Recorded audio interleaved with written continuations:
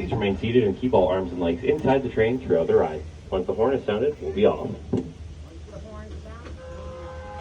Oh, it's choo-choo.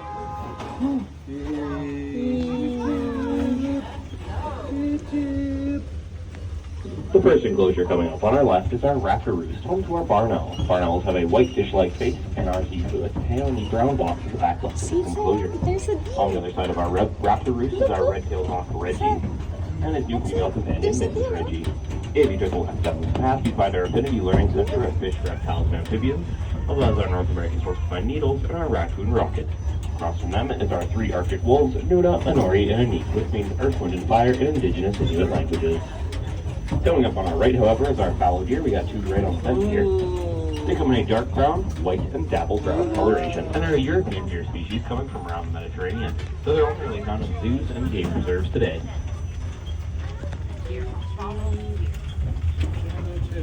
And coming up on our left is our Arctic exhibit with our snow leopard Kazi. Kazi is roughly 17 years old and came to us from Edmonton.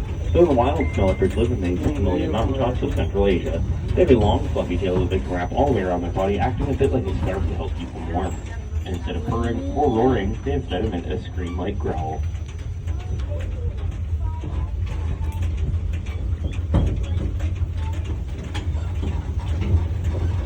On our right is an empty enclosure because our fallow deer are professional lawnmowers who ate all the grass recently and we're giving it a season to regrow. And then up on our left is the Lions Event Pavilion, where we recently hosted our 25th annual Zoo Gala event. Currently, however, we're setting up investigation stations for biofacts. That's things like horns, tracks, scales, skulls, antlers, and more.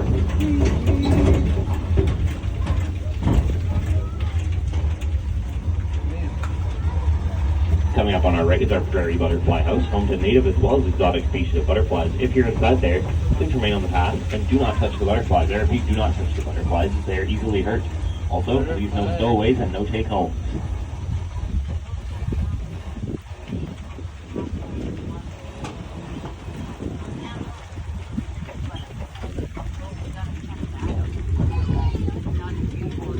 On our left is our elk/wapiti. Wapiti means white rump and shawny. The males will have large antlers and are called a buck. The females will lack antlers and are called a doe. Those antlers can grow up to 6 feet wide and are the fastest growing bones in the world.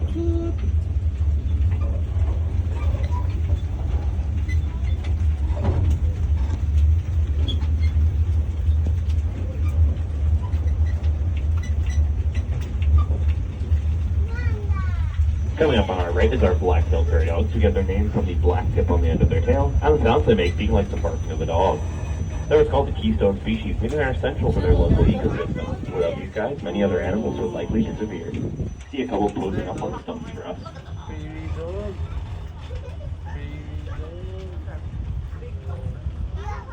They're like a squirrel.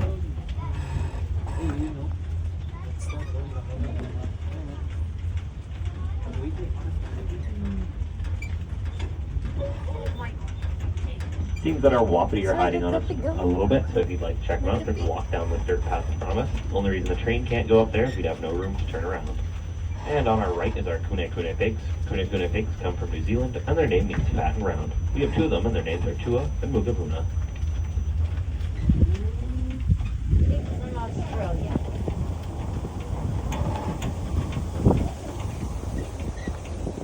May have to wait a minute here for our goose crossing. The young ones are actually called goslings. Like the goose. So like the goose. They're crossing. If you look over here. Look over on this side. You will see the goose there. As we come around this bend, on our left will be our bison, not buffalo. Buffalo are only found in Asia and Africa. We have bison. Bison's scientific name is bison, and there's even a subspecies called bison. May see our white bison in there. His name is Dante, and he harks Charolais cow. Bison are the heaviest land animals in North America and can weigh up to 2,000 pounds.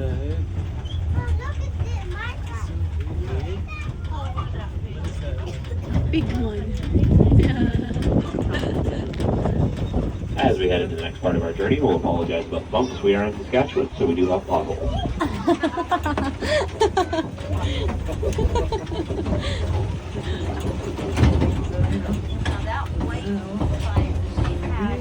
Coming up on our right will be our bighorn sheep, creatively named because you guessed Hey, it, they are Solo, bighorns. look. Females will have large curved horns and are called a ram. The females will have Sheep. short straight horns and are called an ewe. I promise they're not gross.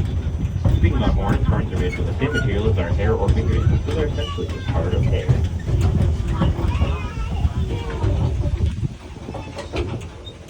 How long have you had the white license? Been here forever.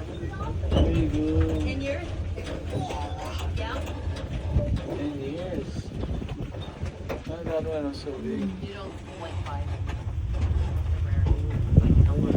On our right, through that fence there at the very top of that rocky hill, you might be able to see our mountain goats. Otherwise, they might be hanging in the enclosure on our right here. We have 3 mountain goats. Their names are Whitney, Temple, and Edith Cavell, after 3 Canadian Rocky Mountains. Mountain goats are excellent climbers, which they use to escape predators, and are often found living higher up in the mountain than many other Where animals. is that? Inside their enclosure, you can't really see the mountain goats, but you might see their tufts of fur left behind. That's because they're Where's still the shedding their mountain winter goat? coat. Something that's going to take all summer long. By the time the winter coats are gone, they'll need to grow new ones. If you'd like to see those mountain goats, our picking goats are Canadian mark, or just take a right down this path. But we're going to talk about pronghorns, because on our left is going to be our pronghorns, who get their name from the forward-facing prong on their horn. Should be hanging around to the back left of their enclosure there, but the fastest land animals in North America, running up to speeds of 100 kilometers an hour. So they're not great at turning or jumping, so they have to watch out using their excellent eyesight for predators and other obstacles. These guys are also totally unique here in North America, as their closest living relatives are giraffes and okapis. You're in the zoo? Pronghorn. Oh. Where are you? You're in the zoo? Fastest land Hey, animal in in North America. If you go down that path, you might have a better view of our pronghorns, and you'll reach our dock where we offer a pond dipping program beginning on Saturday, I believe. If you do that program, you can learn all about what lives on and in the pond. But speaking of this path up to our left here, go up the hill, you'll find our woodland caribou. We have 3 males and 3 females. Good luck telling them apart, however, as they're the only members of the deer family, or both males and females grow antlers. Caribou and reindeer are the same animal. It just matters where you live as to what you may call them. Recently, they've been in decline due to large-scale habitat loss.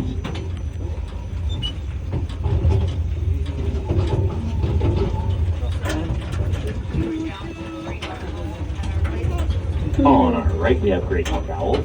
We Choo have 2 of them. Their names will choo. start with Dumbledore and Pupo, sometimes called the Tigers. These guys are their ferocity. Oh, They're also the bird. heaviest Sir owls in bird, though. America. Axel bird. If you took a right down this path, you'd find our fir oak trees. It's a long row of trees.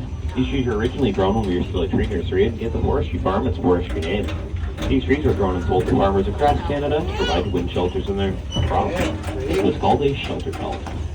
And speaking of trees, on our left is an edible orchard of crabapple and We're pear here trees. now. Later in the season, you'll find many critters munching on fallen fruit. And across the clearing up the hill there, you might see some black and white stripes belonging to our plain zebras. We have 3 zebras, and their names are Missy, Shadow, and Marty. Pag pumunta, paglakad sa tayo.